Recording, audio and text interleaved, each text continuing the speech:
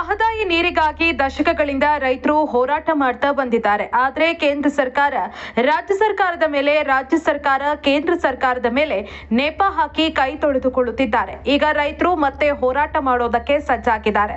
ಇದೇ ಡಿಸೆಂಬರ್ 11ರಂದು ಬೆಂಗಳೂರಲ್ಲಿ ವನ್ಯಜೀವಿ ಮಂಡಳಿ ಸಭೆ ಮಾಡ್ತಾ ಇದೆ.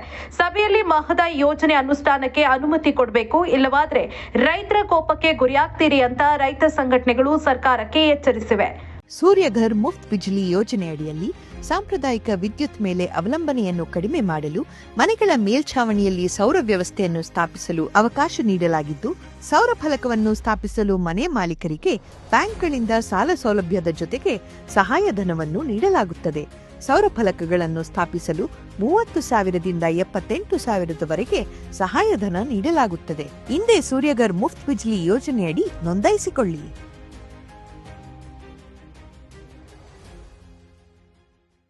ಹೌದು, ದೇಶದ ಬೆನ್ನೆಲುಬು ಎಂದು ರೈತರನ್ನ ಕರೀತಾರೆ. ಇಂದಿನ ಪರಿಸ್ಥಿತಿ ನೋಡಿದ್ರೆ ಅದು ಕೇವಲ ಮಾತಿಗೆ ಮಾತ್ರ ಸೀಮಿತ ಅನ್ಸತ್ತೆ. ಈಗ ಮಹದಾಯಿ ಕಾಮಗಾರಿಗೆ ವನ್ಯಜೀವಿ ಮಂಡಳಿ ಅಡ್ಡಿಪಡಿಸ್ತಾ ಇದೆ. ಇದೇ ಡಿಸೆಂಬರ್ 11ರಂದು ಬೆಂಗಳೂರಿನಲ್ಲಿ ವನ್ಯಜೀವಿ ಮಂಡಳಿಗಳ ಸಭೆ ನಡೆಯುತ್ತೆ. ಸಭೆಯಲ್ಲಿ ಮಹದಾಯಿ ಯೋಜನೆ ಅನುಷ್ಠಾನಕ್ಕೆ ವನ್ಯಜೀವಿ ಮಂಡಳಿ ಅನುಮತಿಯನ್ನ ಕೊಡಬೇಕು. ಅನುಮತಿ ನಿರಾಕರಣೆ ಮಾಡಿದ್ದೇ ಆದಲ್ಲಿ ಅನಿರ್ದಿಷ್ಟಾವಧಿ ಪ್ರತಿಭಟನೆ ಮಾಡುವುದಕ್ಕೆ ರೈತರು ತೀರ್ಮಾನಿಸಿದ್ದಾರೆ. 2018ರಲ್ಲಿ ನ್ಯಾಯಾಧಿಕರಣ ನೀರಿನ ಹಂಚಿಕೆ ಆದೇಶ ಮಾಡಿತ್ತು. ನೀರಿನ ಹಂಚಿಕೆ ಆದೇಶ ಮಾಡಿದ್ರೂ ಕೂಡ ಇಲ್ಲಿಯವರೆಗೆ ಕುಡಿಯೋದಕ್ಕೆ ನೀರು ಸಿಗ್ತಾ ಇಲ್ಲ. ಆದ್ರೆ ಇಲ್ಲಿಯವರೆಗೂ ಕೇಂದ್ರ ವನ್ಯಜೀವಿ ಮಂಡಳಿ ಅನುಮತಿ ನೀಡ್ತಾ ಇಲ್ಲ. ಈ ಬಗ್ಗೆ ಸಭೆ ಮಾಡ್ತಾ ಇದ್ದು, ಸಭೆಯಲ್ಲಿ ವ್ಯತಿರಿಕ್ತವಾದ ಬೆಳವಣಿಗೆ ಕಂಡು ಬಂದ್ರೆ ಸಾವಿರಾರು ರೈತರೊಂದಿಗೆ ಪ್ರಾದೇಶಿಕ ಕಚೇರಿ, ಅರಣ್ಯ, ಪರಿಸರ ಹಾಗೂ ಹವಾಮಾನ ಬದಲಾವಣೆ ಸಚಿವಾಲಯಕ್ಕೆ ಆಗಮಿಸಿ ಅನಿರ್ದಿಷ್ಟಾವಧಿ ಹೋರಾಟ ಮಾಡೋದಕ್ಕೆ ರೈತರು ತೀರ್ಮಾನಿಸಿದ್ದು, ಅನುಮತಿ ಸಿಗೋವರೆಗೂ ಕಚೇರಿ ಮುಂದೆ ನಿರಂತರ ಧರಣಿ ಮಾಡೋದಕ್ಕೆ ಅನ್ನದಾತರು ಸಿದ್ಧರಾಗಿದ್ದಾರೆ. ಈಗ ನಾವು ಅವತ್ತು ಮೊನ್ನೆ ನಿಮ್ಮ ಮೀಡಿಯಾ ಮುಖಾಂತರ ನಾವು ಡೆಲ್ಲಿಗೆ ಹೋಗ್ತೇವೆ ಅಂತಂದು ನಾವು ಹೇಳಿದ್ವಿ. ಡೆಲ್ಲಿಗೆ ಅಲ್ಲಿ ಹೋಗಿ ಕೂತ್ಕೊಂಡು ನಾವೆಲ್ಲ ರೈತರು ಅಲ್ಲೇ ವನ್ಯಜೀವಿ ಮಂಡಳಿ ಮತ್ತು ಅರಣ್ಯ ಇಲಾಖೆ ಮುಂದೆ ಕೂತ್ಕೊಂಡು ನಾವು ಹೋರಾಟ ಮಾಡಿ ಪರ್ಮಿಷನ್ ತರಬೇಕು ಅನ್ನುವಂಥ ಉದ್ದೇಶ ಇಟ್ಕೊಂಡು ನಾವು ಬೆಂಗಳೂರಿನಿಂದ ನಾವು ಡೆಲ್ಲಿಗೆ ಹೋಗುವಂತ ಇಟ್ಕೊಂಡಿದ್ವಿ. ಬೆಂಗಳೂರಲ್ಲಿ ಹೋದ ತಕ್ಷಣ ಅಲ್ಲಿ ಇರ್ತಕ್ಕಂಥ ಅಧಿಕಾರಿಗಳು ಕೂಡ ಏನು ಹೇಳಿದರು, ಇಲ್ಲ ಅಲ್ಲೇ ಡೆಲ್ಲಿಯಲ್ಲಿ ಹವಾಮಾನ ವಿಪರೀತ ಭಾಳ ಇದೆ, ನಿಮ್ಗೆ ಅಲ್ಲಿ ನಮ್ಗೆ ಹೋಗ್ಲಿಕ್ಕೆ ನಾವು ಅವಕಾಶ ಕೊಡೋದಿಲ್ಲ ಅಂತ ಅನ್ನುವಂಥದ್ದನ್ನು ಇದನ್ನು ಮಾಡೋದಕ್ಕಾಗಿ ನಾವು ಅಲ್ಲೇ ಬೆಂಗಳೂರಲ್ಲೇ ಕೋರಮಂಗಲಲ್ಲಿ ಇರತಕ್ಕಂಥ ವನ್ಯಜೀವಿ ಮತ್ತು ಅರಣ್ಯ ಇಲಾಖೆ ಮುಂದ್ಗಡೆ ನಾವು ರೈತರೆಲ್ಲರೂ ಸೇರಿಕೊಂಡು ಅಲ್ಲೇ ನಿರಂತರವಾದ ಧರಣಿಯನ್ನು ಹಮ್ಮಿಕೋಬೇಕಂತೇಳಿ ನಾವು ಅಲ್ಲೇ ನಮ್ಮ ರಾಜ್ಯ ಅಧ್ಯಕ್ಷರ ಒಂದು ನೇತೃತ್ವದಲ್ಲಿ ಕೂತ್ಕೊಂಡಿದ್ವಿ. ಕೂತ್ಕೊಂಡಂಥ ಸಮಯದಲ್ಲಿ ಸಂಜೆ 4:30-5 ಗಂಟೆ ಸುಮಾರು ಎಲ್ಲ ಅಧಿಕಾರಿಗಳು ಬಂದು, ಇಲ್ಲ ನಾವು 11ನೇ ತಾರೀಕಿನ ಮಟ್ಟ ನಮಗೆ ಟೈಮ್ ಕೊಡಿ, 11ನೇ ತಾರೀಕಿಗೆ ನಿಮ್ಗೆ ಎಷ್ಟೊತ್ತಿದ್ರು ನಾವು ಒಂದು ಸಿಹಿ ಸುದ್ದಿಯನ್ನು ಕೊಡ್ತಾ ಇದ್ದೇವೆ, ಅದಕ್ಕೋಸ್ಕರ ಅದನ್ನು ನಮ್ಮನ್ನು ನಂಬಿ ನೀವು ಇವತ್ತಲ್ಲೇ ಮೊಟಕುಗೊಳಿಸ್ಬೇಕು, ಆಮೇಲೆ ನಾವು ಎಷ್ಟೊತ್ತಿದ್ರು ನಿಮ್ಗೆ ಕೊಡ್ತೇವೆ ಅನ್ನುವಂಥ ಭರವಸೆಯನ್ನು ಎಲ್ಲ ಅಧಿಕಾರಿಗಳು, ಪೊಲೀಸ್ ಇಲಾಖೆಯವರು ಇದ್ದರು, ಆಮೇಲೆ ವನ್ಯಜೀವಿ ಮತ್ತು ಅರಣ್ಯ ಮಂಡಳಿ ಎಲ್ಲ ಅಧಿಕಾರಿಗಳು, IFS ಅಧಿಕಾರಿಗಳು ಬಂದು ಹೇಳಿದ ಮೇಲೆ ಅವರ ಒಂದು ಮಾತಿಗೆ ನಾವು ಬೆಲೆ ಕೊಟ್ಟು ಇಲ್ಲಿಂದ ನಾವು ಎದ್ದು ಬಂದ್ವಿ. ಇವಕ್ಕೆ ಇನ್ಮೇಲೆ 11ನೇ ತಾರೀಕಿಗೆ ನಾವು ಅಲ್ಲಿ ಹೋಗ್ತಾ ಇದ್ದೇವೆ. 11ನೇ ತಾರೀಕಿಗೆ ಏನು ಸಿಹಿ ಸುದ್ದಿ ಕೊಡ್ತಾರೆ ನೋಡ್ತಿದ್ದೀವಿ. ಒಂದು ಸಿಹಿ ಸುದ್ದಿ ಅಂತಂದ್ರೆ ಅದರಿಂದ ನಮ್ಗೆ ಏನಾದರೂ ನಮ್ಮ ಈ ಕಳಸಾ ಬಂಡೂರಿ ನಾಲಾ ಜೋಡಣೆಗಾಗಿ ಪರ್ಮಿಷನ್ ಏನಾದರೂ ಸಿಕ್ಕಿದ್ದೆ ಆಯ್ತಪ್ಪ ಅಂತಂತಂದ್ರೆ ನಾವು ಅಲ್ಲಿಂದ ಸರಳಾಗಿ ವಾಪಸ್ ಬರ್ತೇವೆ.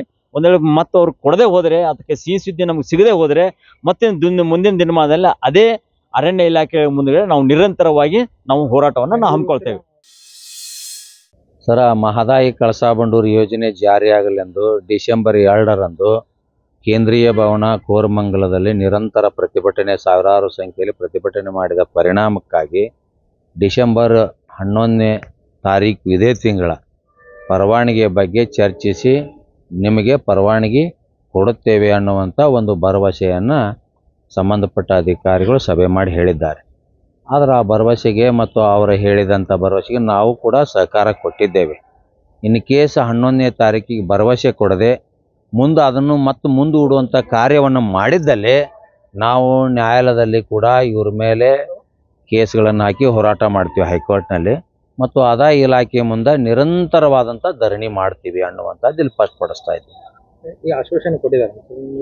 ಹೌದು, 11ನೇ ತಾರೀಕಿಗೆ ಉನ್ನತ ಪೊಲೀಸ್ ಅಧಿಕಾರಿಗಳ ಸಮ್ಮುಖದಲ್ಲಿ, ಆಮೇಲೆ ಫಾರೆಸ್ಟ್ ಅಧಿಕಾರಿಗಳ ಸಮ್ಮುಖದಲ್ಲಿ, ಕೇಂದ್ರೀಯ ಭವನದ ಮುಖ್ಯ ಅಧಿಕಾರಿಗಳ ಸಮ್ಮುಖದಲ್ಲಿ ಜಂಟಿಯಾಗಿ ಒಂದು ಸಭೆ ಮಾಡಿ 2 ಸಲ ಸಭೆ ಮಾಡಿ ನಮಗೆ 11ನೇ ತಾರೀಕಿಗೆ ಸಭೆ ಕರೆದಿದ್ದಾರೆ. ಅವತ್ತಿನ ಸಭೆಗೆ ನಾವು ಹೋಗ್ತೀವಿ, ಹೋಗಿ ಮನವಿ ಕೊಡ್ತೀವಿ. ನಮ್ಮ ಸಭೆದೊಳಗೆ ಭಾಗಿಯಾಗಂದ್ರೆ ಭಾಗಿಯಾಗ್ತೀವಿ, ಭಾಗಿ ಆಗಬಾರ್ದಂದ್ರೂ ನಾವು ಹೊರಗೆ ನಿಲ್ತೀವಿ.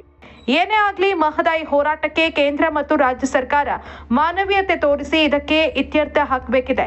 ಇದೇ ಡಿಸೆಂಬರ್ 11ಕ್ಕೆ ನಡೀತಾ ಇರೋ ವನ್ಯಜೀವಿ ಮಂಡಳಿ ಸಭೆಯಲ್ಲಿ ರೈತರಿಗೆ ಸಿಹಿ ಸುದ್ದಿ ಕೊಟ್ಟು ಅನ್ನದಾತರ ಮುಖದಲ್ಲಿ ಸಂತಸ ಮೂಡಿಸಬೇಕಿದೆ.